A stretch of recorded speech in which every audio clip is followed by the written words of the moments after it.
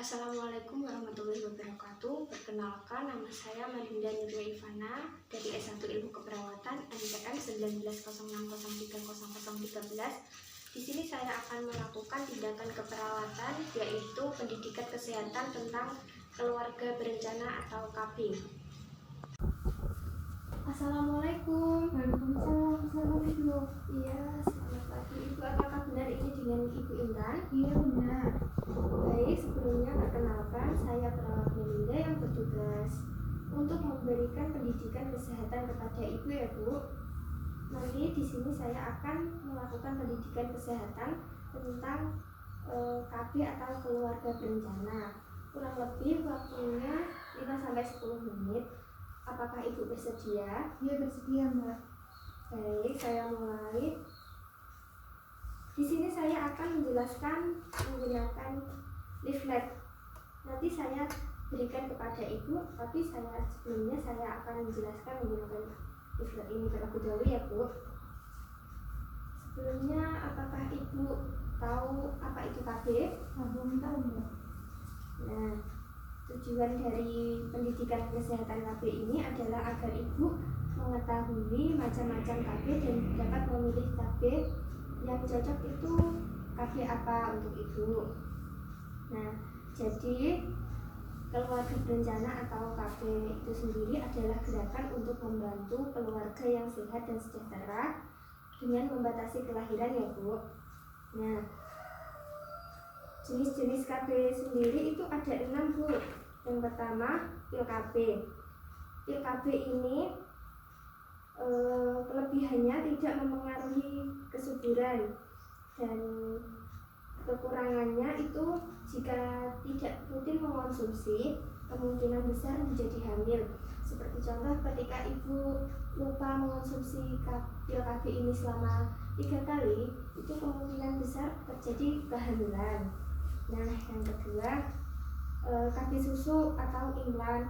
KB susu atau implan ini digunakan di lengan atas Ibu kanan atau kiri.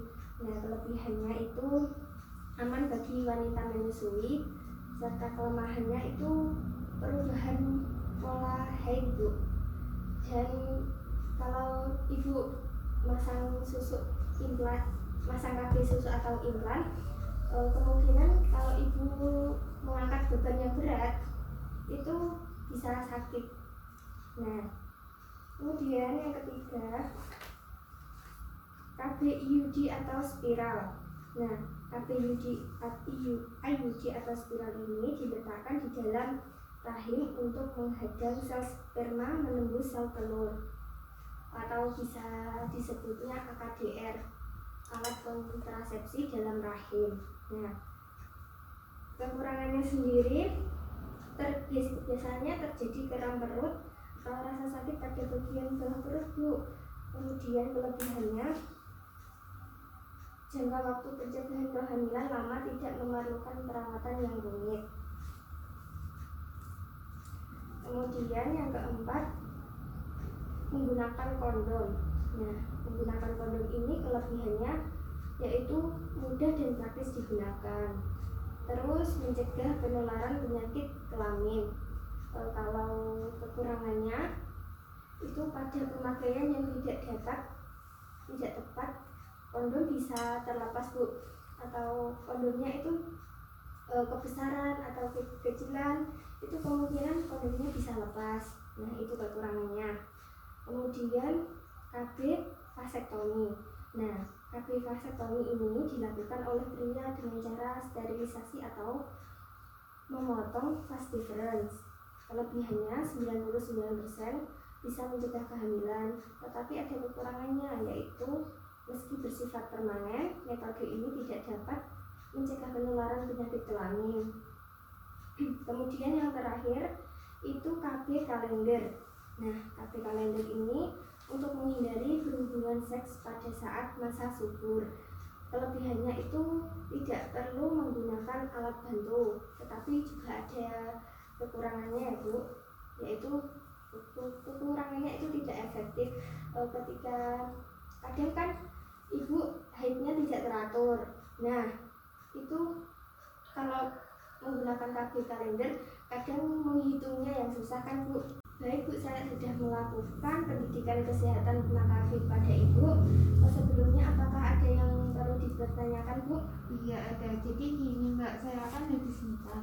Terus ada satu pekerjaan yang tidak memperbolehkan saya hamil. Jadi KB apa yang paling tepat digunakan ya Mbak? Baik, kalau menurut saya KB yang tepat untuk digunakan ibu muda seperti Ibu Intan ini bisa menggunakan pil KB atau bisa juga menggunakan kondom.